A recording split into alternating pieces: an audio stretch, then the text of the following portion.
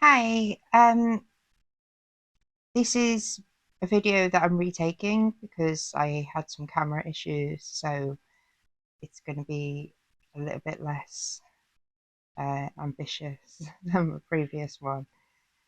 So yeah, this is a video about a theorist who I don't necessarily agree with on everything, but I find her life very interesting. Um, So yeah, you might have heard of Shulamith Firestone if you've taken like any modules in sociology, like feminism modules, um, or just reading. And I like to look at the autobiographical and biographical sources of theorists because they can often provide like hidden or deeper insights into the work. Firestone is usually posited as the extreme one, or sometimes even actually referred to as mad. Purely based on her ideas, really. There's little acknowledgement of her actual mental illness. I think this is a problem in itself, but my issue with it, I guess, is kind of two pronged.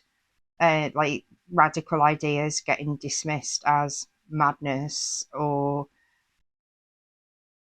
other ideas being dismissed because of somebody's madness. Um, So yeah, Firestone was a Marxist thinker and part of the so-called second wave.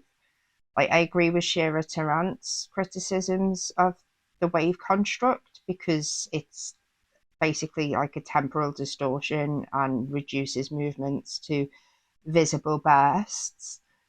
And it focuses entirely on Western feminist movements and kind of ignores the developments between these so-called waves. Um, anyway, she was active in the US in the 60s in the New Left, but then she became active in the women's liberation movement alongside many others who had split from the organized left due to the misogyny. Um, the women's liberation movement, yeah, like split away from the New Left because of male opposition. And Firestone was documented to at one point somebody patted her on the head and told her to cool down, little girl, and that they have more important things to talk about than women's problems.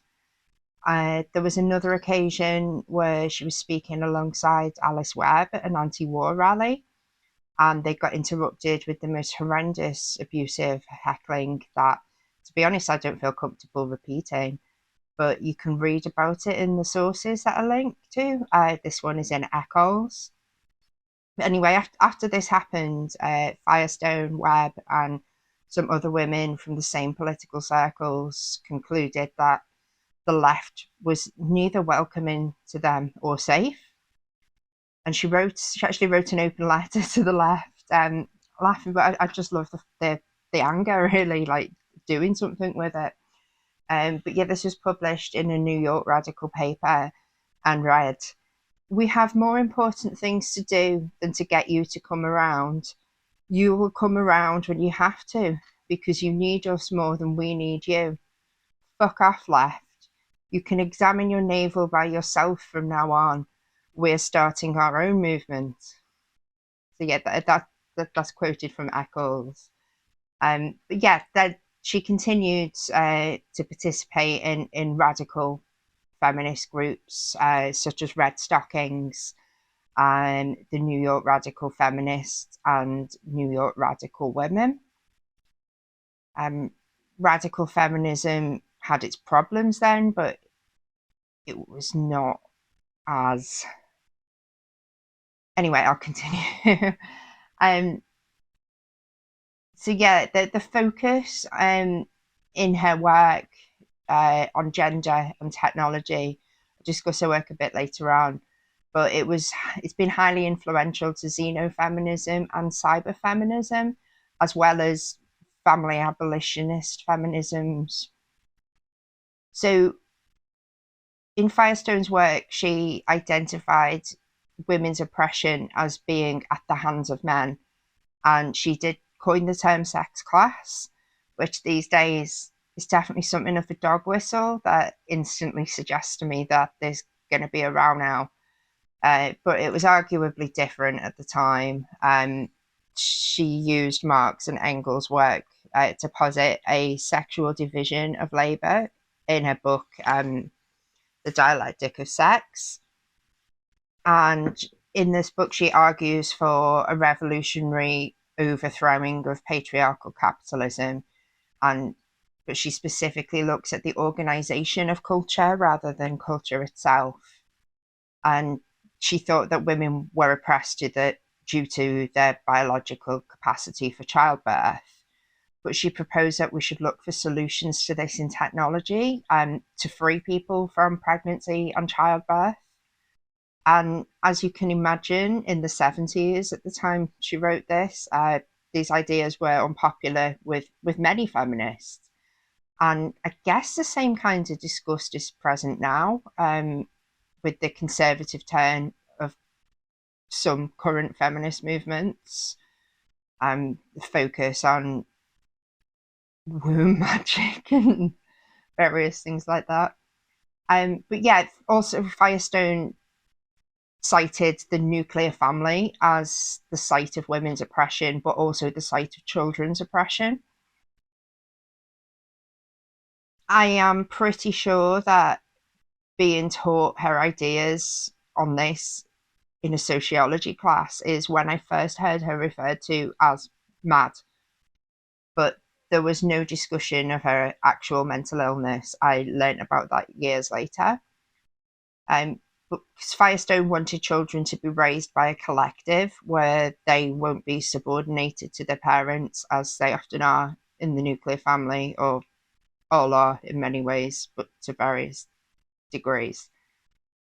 The nuclear family has also been heavily discussed as a site of queer oppression, and I would argue that disabled, including psychiatrically disabled oppression, is also strongly linked to and frequently exacerbated by both the nuclear family and a lack of communal care in society.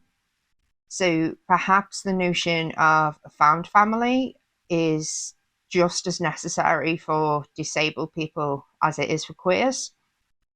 And maybe the fact that this video is being posted towards the end of the holiday season, which is the time of year where all the family abolition discourse pops up. So maybe it's quite fitting in some ways. So by the time Firestone wrote The Dialectic of Sex, she wasn't politically active. I'm tripping over my tongue, I'm sorry. So when it was published in the 70s, she had effectively been pushed out of the left for fighting against misogyny and having these horrible experiences. So The Dialectic of Sex is in many ways like a utopian manifesto for a society without women's oppression, but also without anyone's oppression. Because she didn't just call for the eradication of male privilege, but of the sex distinction itself, so that culturally genital differences wouldn't have any significance. So she wanted sex differences separated from identity. So it's this part that makes me question the current clinging to gender essentialism by gender criticals who don't critique gender very much. I have to get my little irk in there with that term, but that's what they've chosen to be called by. But yeah, those who claim her legacy, I don't really see the theoretical connection there. Firestone also wrote a much lesser known book called Airless Spaces. I'm not sure how well this will show up on here. I just covered my face up with it. But yeah, this book was like a series of short vignettes which were inspired by her lived experiences and the people that she met during her stay in the psychiatric hospital. And each character has like strong themes of instability in terms of social status and poverty, as well as psychiatric disability. And reading Airless Spaces, it's quite heavy emotionally. Like, some of it feels very judgmental, like, of staff and other patients. Some of the language describing people's bodies is incredibly uncomfortable and not really okay.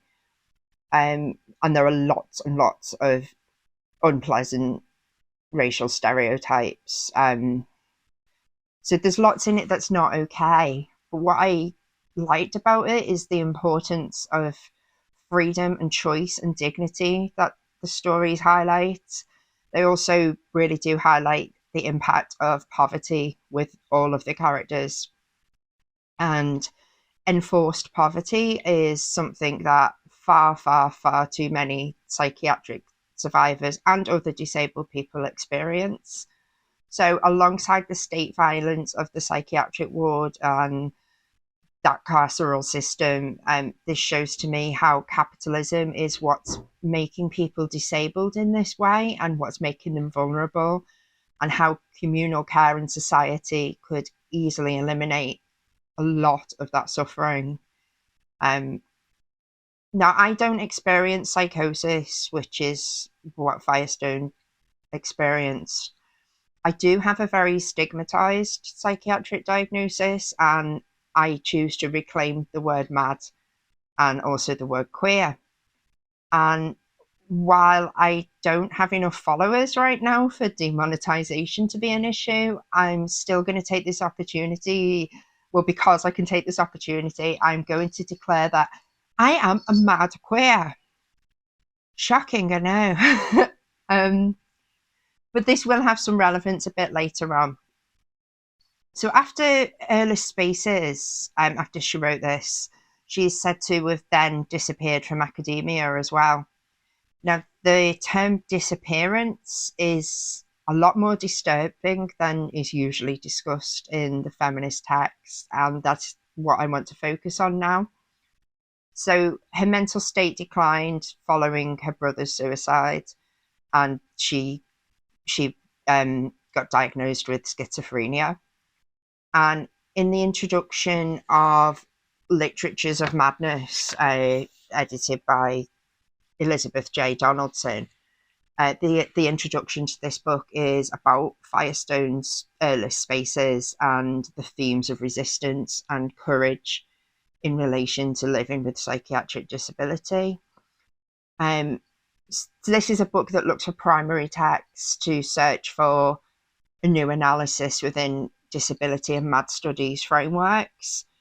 There's an emphasis on the importance of community and survival, and Firestone, for a short period of time, had a community based in strong feminist care ethics.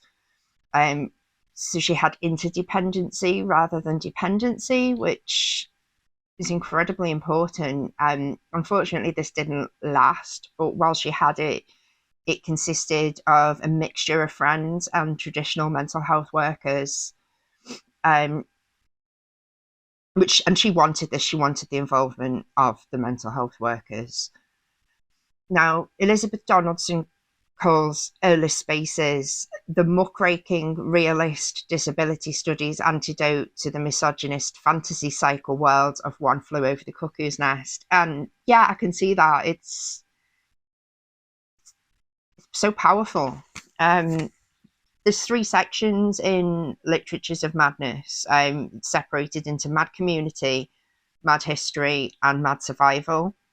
And Donaldson highlights these themes as themes that correspond to Firestone's life and work. So it runs throughout the book. The introduction is focused on her. So she discusses what she terms as a historically uneasy fit between MAD studies and disability studies. And this is because not every psychiatric survivor identifies as disabled, and not every disabled person has either experienced psychiatric disability or identifies as MAD. And so this book is an effort to bridge that gap. And so yeah, also I want to reiterate that MAD in this context is a reclaimed insult or slur. So it's much in the same way as people reclaim the word queer. Now, Lourdes Sintram, who Firestone dedicated Earless Spaces to, has written a blog called Earless Spaces and Mental Illness, which I will link to in the description. She has written about Firestone's legacy and the consequences of the stigma and rejection that came as a result of writing about her chronic psychiatric disability. And whilst Firestone's obituaries and eulogies stated repeatedly that she disappeared from academia and earlier disappeared from activism, Sintram's narrative is very clearly one of exclusion. The first blog begins with, "Somebody has to stand up for Shulamith Firestone." And Sintram claims that Firestone was essentially evicted from academia for writing about her and others' experiences with mental illness. She claims this led to her being evicted from feminist academia. So in this blog, she gives her perspectives as Firestone's caseworker who was part of this community of care and support. And she asks in this blog that some academic takes up her story and revive her legacy, which I do think is an important project. And she discusses the reception that Earless Spaces got amongst feminists, and it was a very negative reception. Perhaps people were expecting a second dialectic of sex, but even being disappointed about the text not being what you expected, and not grasping the significance of this text for disability studies doesn't excuse the stigma and prejudice expressed in people's reception to the book. It's very clearly a spoiled identity situation. And I find this especially sad because she was clearly a person who always said and did what she thought was right and was constantly fighting against conventions. And, first excluded from the left and then from feminist academia. Now, I do have to say that, unfortunately, Lourdes Sintram appears to be very firmly in the gender critical camp. She's very, very critical of the writer Sophie Lewis, who's built upon Firestone's work in her work on family abolition. And for this criticism comes from being like trans inclusive, basically. And the blog is a very uncomfortable read. Like, I'm linking to it in the descriptions because there are very few sources on this topic, and unfortunately she is a primary source. But she writes incredibly transphobically. She's very defensive of J.K. Rowling as well, and to be honest, I'm actually reluctant to give it more airspace because anybody who knows anything about queer history knows that the same patterns, the same tactics, the same stigma, the same psychiatrization is something that trans people have and are being currently subjected to, and queer people have been historically. And I find it very unsettling that somebody who writes so passionately about psychiatric stigma is then happy to perpetuate that same stigma towards the trans community. But yeah, back to Firestone.